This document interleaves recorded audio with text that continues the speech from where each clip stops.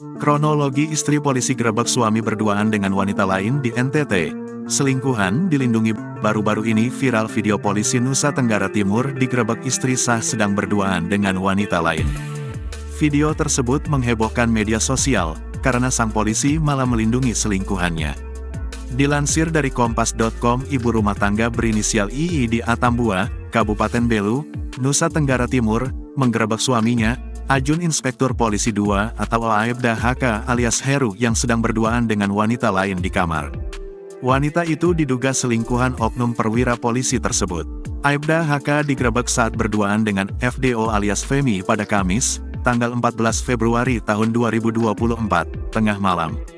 Aibda HK yang sudah memiliki istri sah dan anak digerebek istrinya II di Tenukik, Kecamatan Kota Atambua, Kabupaten Belu, kata Kepala Bidang Hubungan Masyarakat Kepolisian Daerah NTT Komisaris Besar Polisi Arya Sandi, kepada Kompas.com, Jumat, tanggal 15 Maret tahun 2024. Arya Sandi menjelaskan, kejadian itu bermula ketika Aibda HK pamit kepada istrinya dua untuk keluar rumah dan mengaku hendak ke kota Atambua.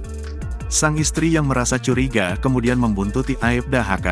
Aibda HK rupanya ke tempat kos FDO di daerah Tenukik, Kelurahan Tenukik, Kecamatan Kota Atambua. Sang istri pun sempat menunggu selama sekitar 30 menit di luar kamar kos FDO. Sekitar pukul 23.30 WITA, I langsung mendatangi kamar kos tersebut dan langsung mengetuk pintu kamar tempat tinggal FDO. Saat pintu kamar kos dibuka, ia mendapati Aibda HK sedang berada di dalam kamar FDO. I langsung ke Polres Belu melaporkan kasus perzinahan sang suami.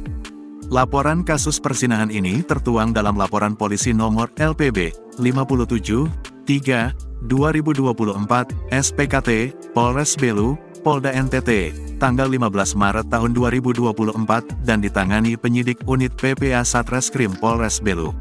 Istri HK sendiri berharap laporan kasus ini ditindaklanjuti sesuai dengan ketentuan hukum yang berlaku.